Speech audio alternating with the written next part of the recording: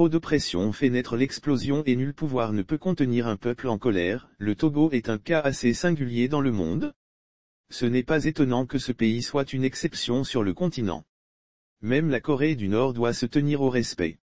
Le Togo, on le sait, est une vieille dictature de 55 ans et de type monarchiste, avec un pouvoir passé de père en fils. Pour donner un visage plus policé à cette tyrannie, des femmes ont été propulsées à plusieurs postes de responsabilité dont la primature, le perchoir à l'Assemblée nationale, l'armée.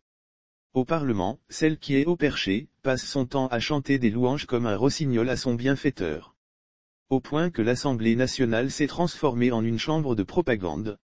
Bien plus, une annexe du gouvernement où les députés, nommés, ont délégué leur pouvoir à l'exécutif à travers l'état d'urgence sanitaire qui est prolongé indéfiniment.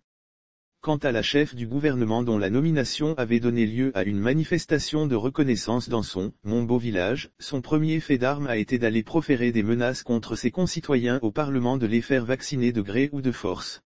Nous devons commencer à faire peur, avait-elle lancé. Aujourd'hui, les Togolais ont pu mesurer la portée de ces propos, puisqu'au Togo, dorénavant pour accéder au paradis, il faut un pass sanitaire. Jamais à court d'imagination, le régime affine sans cesse sa stratégie aux fins de couper l'herbe sous le pied de l'aile dure de l'opposition et continuer à régner indéfiniment. C'est dans cette optique qu'un dialogue de dictature sous le vocable de la concertation nationale des acteurs politiques, CNAP, qui consacre un grand recul de la démocratie dans notre pays a été organisé. Au nombre des propositions formulées par les dialogueurs, la libération des détenus politiques.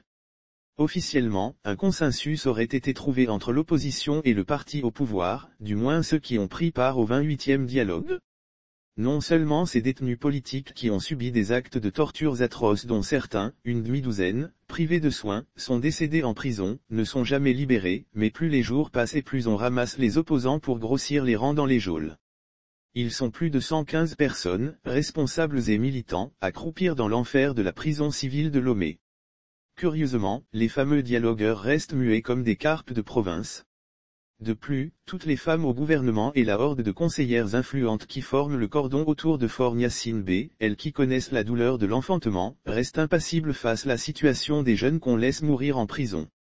À cette situation peu reluisante s'ajoutent les mouvements de mécontentement des enseignants et du personnel soignant déboussolés par leurs conditions de vie et de travail.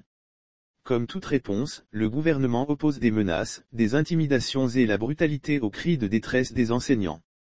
C'est ainsi que 1400 directeurs d'écoles primaires publiques ont été démis de leur titre.